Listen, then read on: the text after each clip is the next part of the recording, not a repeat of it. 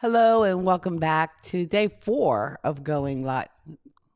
Oh, yeah, I got day 4 of going live every day for the next 7 days, part of the ECAM Live and Pat Flynn SPI, Smart Passive Income Challenge to go live for 7 days in a row. I'm at day 4.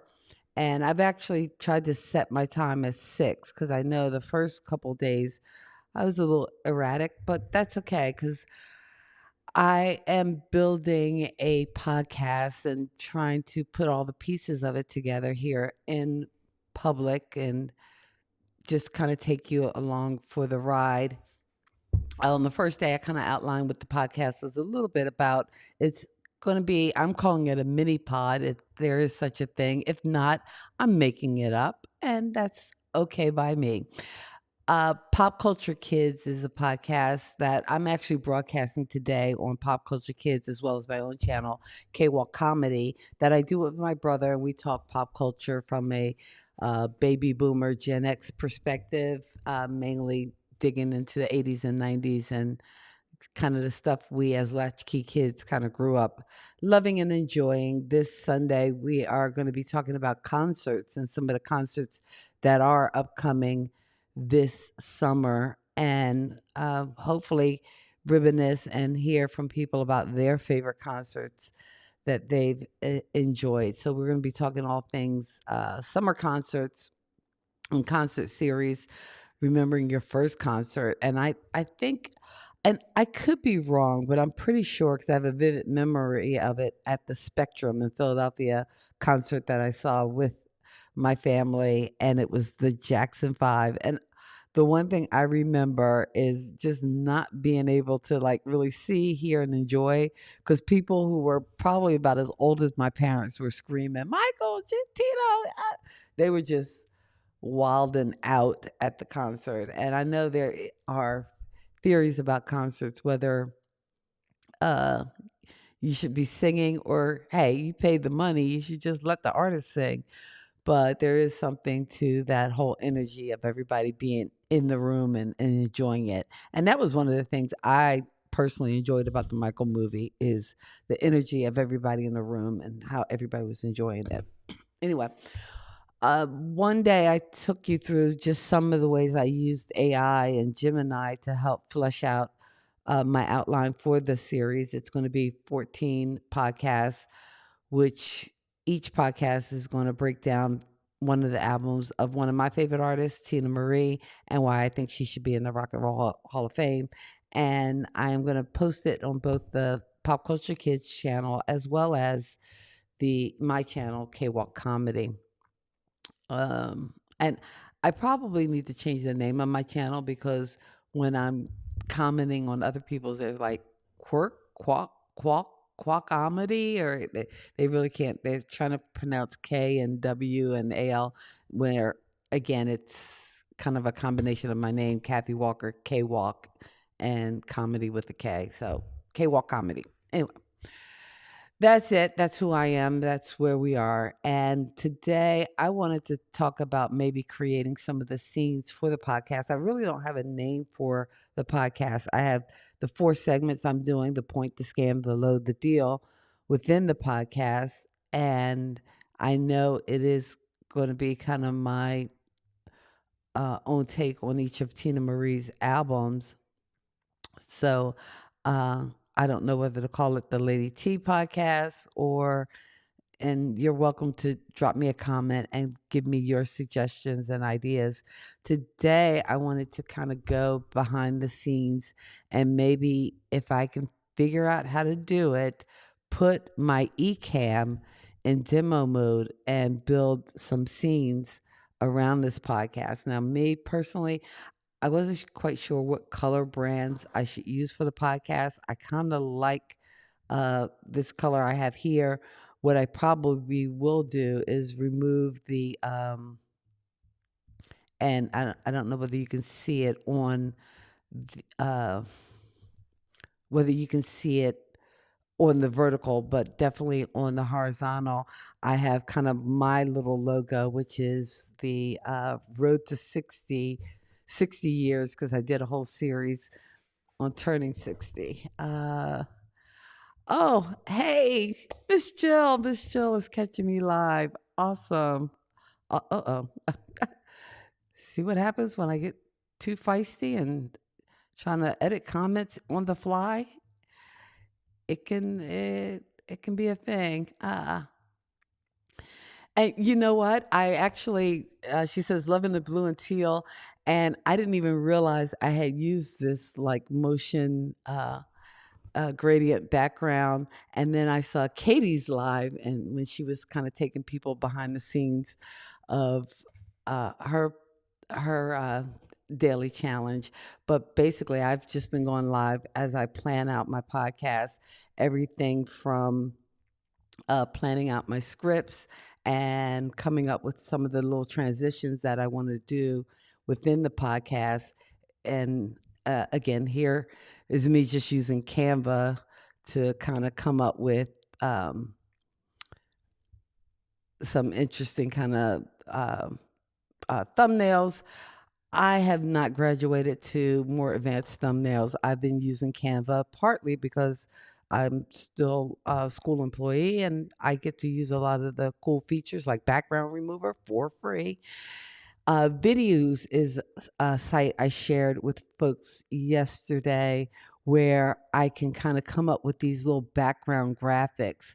Like my four sections of the podcast are going to be the point, the scam, the load, the deal, and I wanted the transitions to be included. So I went in videos and kind of came up with these uh, little bumpers or WebExes that I can put in for the different parts of the podcast that I'm going to talk about now, because I'm going to do it not like we do our Sunday night podcast where we just talk live for about an hour. I am going to be doing this as an edited podcast. Let me get back to my eCam and back to my main scene. And oh, okay. Yeah, probably can see more on the horizontal because I haven't mastered the I have both scenes up, but I'm still kind of learning and getting comfortable with the whole dual stream. I'm playing at it, playing, but practice makes perfect. So that's why this challenge is a pretty cool thing, so that you can hone those live skills.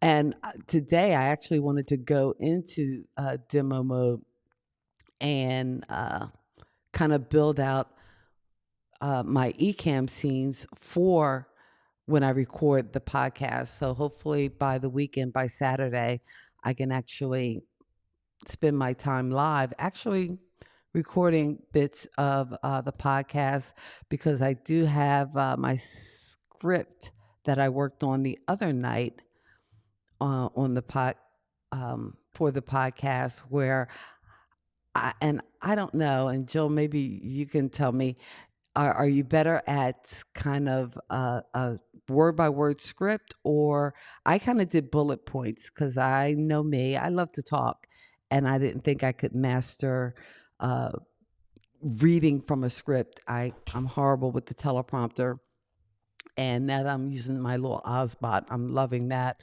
uh, for my main camera. Although I do have a Sony ZV-10, which hopefully by the time I'm ready to record, word is I will be getting floors hopefully within the next 2 weeks. It's been 2 months since the flood, and I'm in an empty room, so I'm still living and adjusting to life in the empty room. Uh, yes, I am trying to get it done. So yeah, so I have all the bullet points, and I spent one day going over those bullet points. Today, I wanted to take a little time and go into demo mode so that I could kind of build out the scenes that I want. And I really do like this blue. But now I am hard pressed to find demo mode. What am I doing? I'll find it. And maybe I won't. I had a whole idea how this would work in my head, and I didn't even have time to practice. I kind of came home, got home late. We are testing, end of the year testing. It's a horrible thing for education. One of the worst things I think about education. And that probably is not good because I'm a test coordinator. And yeah, that's been my life for the last couple days. It's been just testing, testing, testing. But I didn't get home till like 5:45, and I'm like, I'm going live at 6. I'm going live at 6, so let me go live. So I'm going to turn on demo mode, and I'm not sure what all you can see, but hopefully you can see some of my windows. And this is hard for me right now because again, I'm used to my big studio and also having space to put it on 2 or 3 different screens. And now I'm trying to just work off of the laptop, and that is struggle bus. Oh wait, what's Jill saying here? Maybe help me out. Uh, I tried to go for bullet points, but I do scripts for some projects that need to follow very specific points, and yeah, I worry with the script that I would get too baked in, and I would oh, Shift Command D. Oh, okay. Oh, okay. See, I'm getting on hand help. Oh, and there's another beauty for going live because again, the help is in the comments so that I can know where to find my demo mode. Go to top options, and yeah, I like I said, I found it eventually. And my thing too is I have a stream deck, and I know I can bring comments in and out with the stream deck, and I haven't mastered it, or at least, and I'm not sure where the glitch is, but I've been wanting to change scenes, and my funky little stream deck has been kind of on a 2 3 second delay.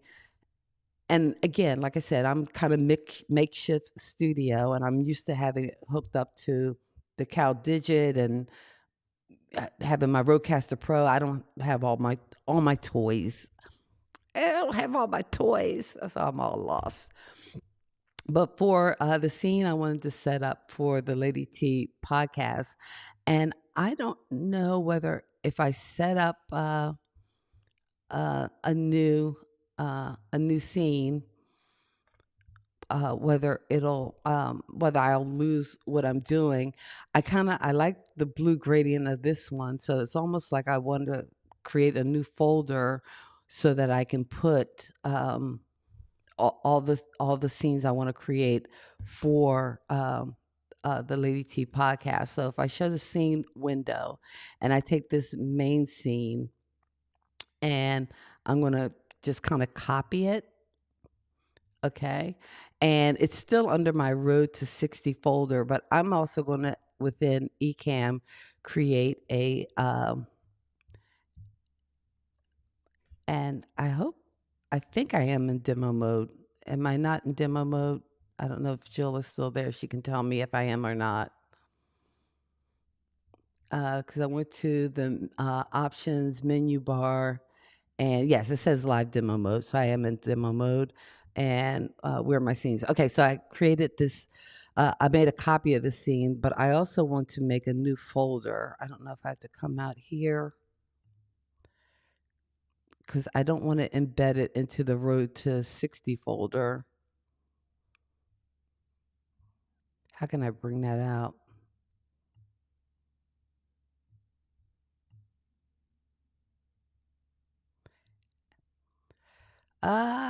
Okay. Well, okay, you know what? It might live there for now. And I'm going to call this Lady, I'm not going to be the typer, Lady T podcast. And I want to move the copy of this main scene. And I'm just going to move it down into there. and I'm going to call that main Lady T main. And Jill, I know you are a singer and you play in a band. I don't know. Do you even know who Tina Marie is? I mean, she's more R&B, more funky, but man, uh, if you guys could find a cool Tina Marie song to cover, now that would be some true disco lemonade. Anyway, um, but so yeah, I like this, but the only thing is for this scene, I am going to move out, and one of the other things I do like are the overlays. Now I know one of my overlays is my road to my K-Walk Ken. I wanted to take that out. Let's see. I can't even find it. Why is it not showing up? That's weird. I would click on it, but I here. Oh, you know what? I think that was a part of my background. Hmm. That was a part of my background. I know I wanted to also bring in my other um the other little scenes that I created, and I don't think I've downloaded all of them. Hmm, that it's okay. It's okay.